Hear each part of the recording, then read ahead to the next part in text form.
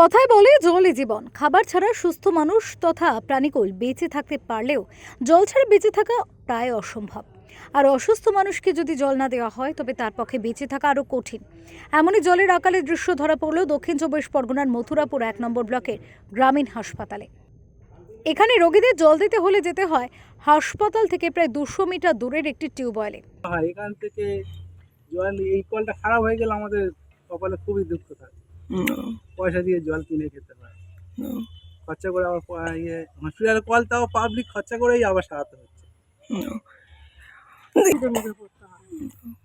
এবারে এই হসপিটালের মধ্যে এই একটাই কল, এটা খারাপ হয়ে গেলে সেই কত দূরে যেতে হবে জল আনতে, না তো কিনে খেতে হবে।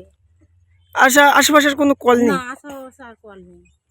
এলাকার মানুষের অভিযোগ, পানীয় জলের সমস্যার কথা এলাকার মানুষ বিএমওএইচকে জানিয়ে কোনো সুরাহা পায়নি। যদিও বিএমওএইচ বলেন এই সমস্যার সুরাহার করার আগেও চেষ্টা করা হয়েছে, এবারও চেষ্টা করা হচ্ছে। মোটামুটি এটা নিয়ে অনেকবারই আমার কাছে আবেদন জমা পড়ে বিগত মাসের কিছুদিন আগে, এবং সেগুলো নিয়ে আমি অনেকবার আমার ব্লকের সাথে বসি এবং আমি সেটা সলিউশন করারও চেষ্টা করি। কিন্তু তারপরে আমার মাথায় এলো, আমার যেহেতু পাশেই পিএইচই ডিপার্টমেন্টের একটা বড় জলের একটা একটা যেখানে একটা বড় একটা মানে স্টোর করা আছে, আমি চাই যে সেখান থেকে যদি আমরা একটা পাইপলাইন পেয়ে যাই আমার হসপিটালের সাথে অ্যাটাচ, তাহলে ওরা কিন্তু ইজিলি ফ্রেশ ওয়াটার পাবে এবং তাদের যে ডেলি যে হাইজিন মেনটেন করার যে ওয়াটার রিসোর্স দরকার সেটাও কিন্তু পাবে। এই সমস্যার কথা শুনে মথুরাপুর পঞ্চায়েত সমিতির সভাপতি জানান, হাসপাতালে সাবমার্সিবল বসবে খুব দ্রুত এবং রোগীর আত্মীয় স্বজনদের পানীয় জলের সমস্যার সমাধান হবে।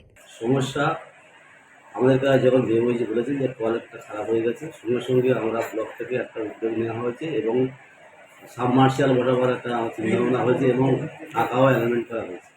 সেই সাবমার্শিয়াল কাজ শুরু হবে, উপরে ট্যাঙ্ক থাকবে, সোলার থাকবে, অটোমেটিক জল ট্যাঙ্কে ভরে যাবে, ৮-১০টা পয়েন্ট থাকবে, ইচ্ছা আমাদের লোকেরা জল নিতে পারে।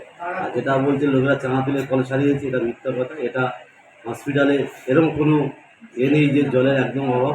আরও ২-১টা কল আছে, জল দিচ্ছে।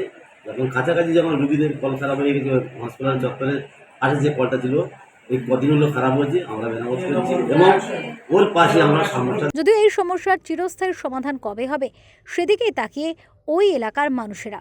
দক্ষিণ চব্বিশ পরগনা থেকে গোপাল শীলের রিপোর্ট, ওঙ্কার বাংলা।